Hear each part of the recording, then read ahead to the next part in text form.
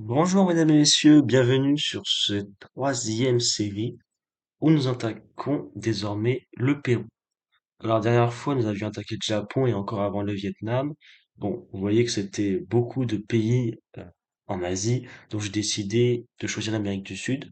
Alors pourquoi pas l'Europe ou l'Afrique? Bon, ça c'est juste un choix personnel en rapport avec d'autres games que je joue notamment en Europe, pas trop en Afrique, mais bon, l'Afrique sera peut-être pour une autre fois.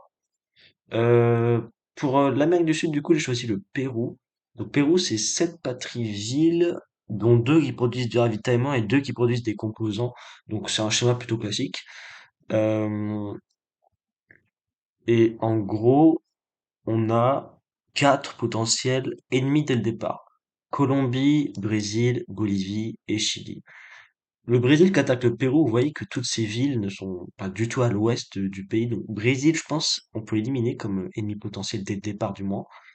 Pareil pour le Chili parce que vous voyez que la forme du pays fait que bon, c'est vraiment civil empiées les unes sur les autres, donc c'est pas pratique, on va dire.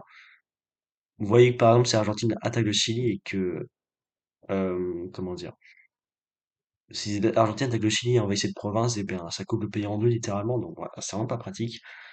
Bon, ça n'empêche pas le Chili d'envahir l'Argentine quelques fois quand même, faut le souligner. Euh, Pour ce qui est de la Bolivie et de la Colombie, je pense que c'est les deux ennemis les plus probables qu'on puisse avoir. Bolivie pourrait m'attaquer par le sud. Bon, enfin par le sud, plutôt par le sud-est, ouais. Bon, par le côté est globalement. Euh, Il faudrait défendre Arequipa et Cusco à ce moment-là, donc c'est pour ça que je garde des troupes dans le secteur au cas où. Et pour la Colombie, il faudrait garder les troupes à Iquitos, parce que alors, je suis en train de former une infanterie, donc c'est un peu différent comme tactique, mais quand même. Donc la Colombie, ouais. Pour le moment, écoutez, euh, on va plutôt partir sur autre chose. Là, c'est vrai que j'avais déplacé mes troupes pour envers l'Équateur. Je dois un peu changer mes plans parce que le Brésil. Alors, j'ai contacté le Brésil pour voir si je pouvais rejoindre leur coalition. Alors, pour le moment, ils réfléchissent apparemment. Je lui fais confiance.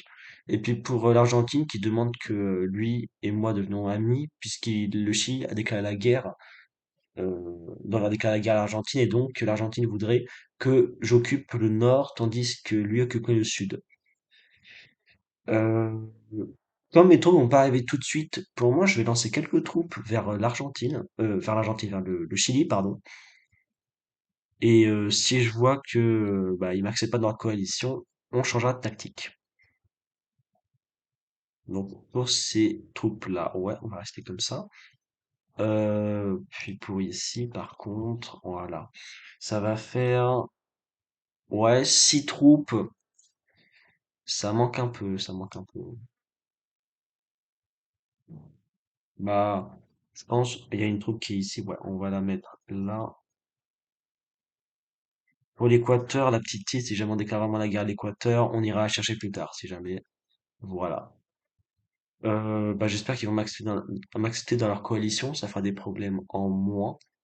Et puis voilà. Pour ce qui est de notre future stratégie militaire, comme on a la doctrine américaine, ou doctrine de l'Ouest, bon, dans l'Afrique de l'Ouest, ça consiste à favoriser, enfin, ça consiste à favoriser les unités qui vont être favorisées, du moins, dans la doctrine de l'Ouest et pas dans les deux autres doctrines. Ça va être l'aviation, très clairement, surtout l'aviation, donc les chasseurs légers comparés aux unités lourdes, c'est les chasseurs.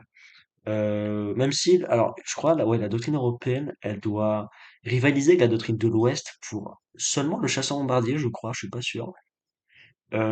Souvent, la différence, elle va être liée à la portée d'attaque, pardon. Donc, vous voyez, la portée d'attaque, là, c'est 650 pour les États-Unis. Alors, ce que je dis, c'était vrai il y a quelques temps, je sais pas si ça l'est toujours, faudrait voir. Je vérifierai, j'essaierai de vérifier jusqu'à la prochaine fois. Et normalement, ça se joue surtout à la portée d'attaque, voilà. De rayon d'action, en fait. Mais ça se trouve, ça a changé depuis. J'ai vu qu'il y avait quelques changements, notamment avec les corvettes. Euh, ouais, alors, il y a deux changements à propos du naval. Petite parenthèse.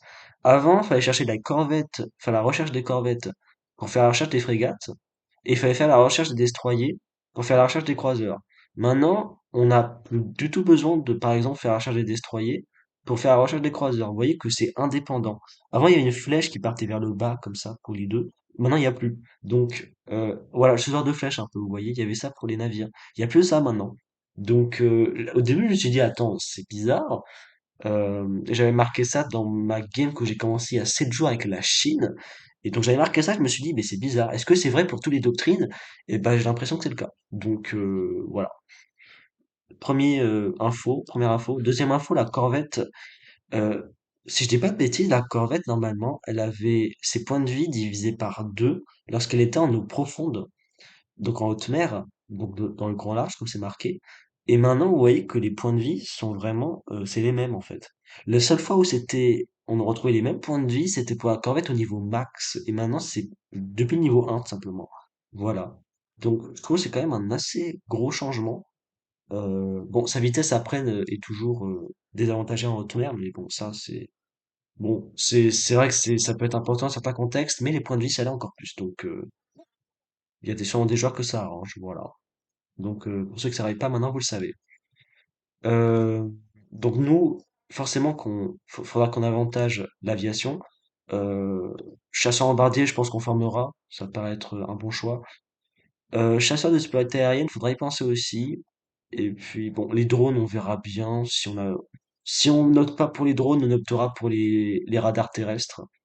Et pour les unités lourdes, bombardier lourd, c'est avantagé dans notre île de l'Ouest également.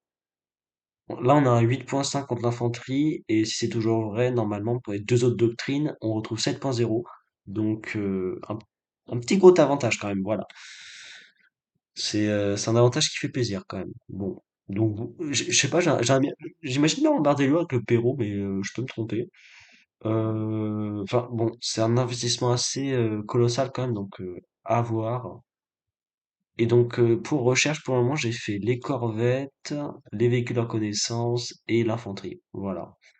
Donc, d'ailleurs, les véhicules en connaissance, la recherche a été finie récemment. Il va falloir que j'en forme quelques-uns. On va en former deux. Alors, ouais, un à Arequipa et aussi un à Cusco. Donc, comme ça. Et puis pour l'autre, on va former une infanterie. Il faut quand même un minimum de diversité dans les unités. Voilà. Euh, Donc là, on a des unités qui partent pour l'Équateur, pour défendre la Colombie au cas où, pour défendre de la Bolivie au cas où, et également pour aller attaquer le Chili. Bon, à tout moment, ça se trouve la Bolivie va me déclarer la guerre dans pas longtemps, ça se trouve la Colombie aussi, donc bien sûr que je ne sais pas ce qui va se passer. Voilà. Pour la position du Brésil, ils sont toujours quatre. Oui, alors, ils avaient accepté la Nouvelle-Zélande et puis l'Australie aussi. Alors, bah, franchement, Australie, Nouvelle-Zélande, ou ah oui, d'accord. Euh, ouais, Australie, Nouvelle-Zélande, comment dire? Normalement, si ces deux-là sont pas alliés, ils vont s'attaquer, parce qu'il y a un peu que ça dans le coin. Bon, il y a l'Indonésie qui est pas loin non plus, pour l'Australie, mais bon. Comme l'Australie, c'est 7 villes, la Nouvelle-Zélande, c'est 5 villes, voilà, c'est plus intéressant pour l'Australie. Bon, comme les deux sont alliés là tout de suite, ils vont peut-être pouvoir bah, installer une petite domination en Indonésie. Ouais, faut voir, faut voir. On verra bien ce que ça donne à ce niveau-là. Ouais, bon, voilà, voilà. Euh, Qu'est-ce que je pourrais dire d'autre encore? Ah, peut-être pour les industries, je pourrais en construire une autre part, ouais. J'en construire une à Cusco, tiens. Un article de la Pologne.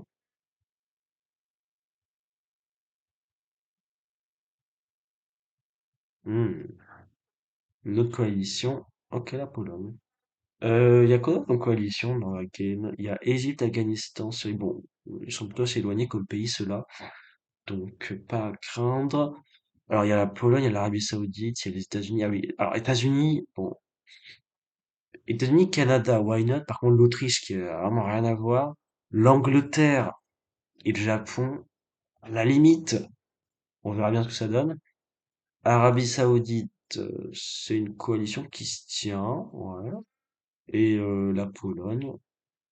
Euh, alors, Pologne, Finlande, Ukraine, c'est un peu éloigné les uns des autres, mais un tout petit peu, donc on va dire oui.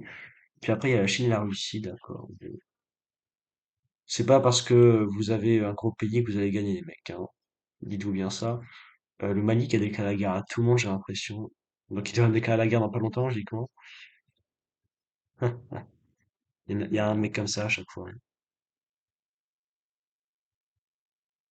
Je crois qu'ils m'ont oublié, hein. Normalement, je suis en guerre contre personne pour le moment. Non. Voilà. Eh bien, je pense que j'ai rien d'autre à dire, mesdames et messieurs. J'espère que cette, cette reprise, je peux appeler ça comme ça, oui, j'espère que cette reprise vous plaira. On se retrouve dans quelques temps pour un prochain épisode. Voilà. J'espère que cette petite vidéo vous aura plu. Euh, je vous souhaite une très bonne journée ou une très bonne soirée, ça dépend de là où vous êtes dans le monde, et je vous dis à plus.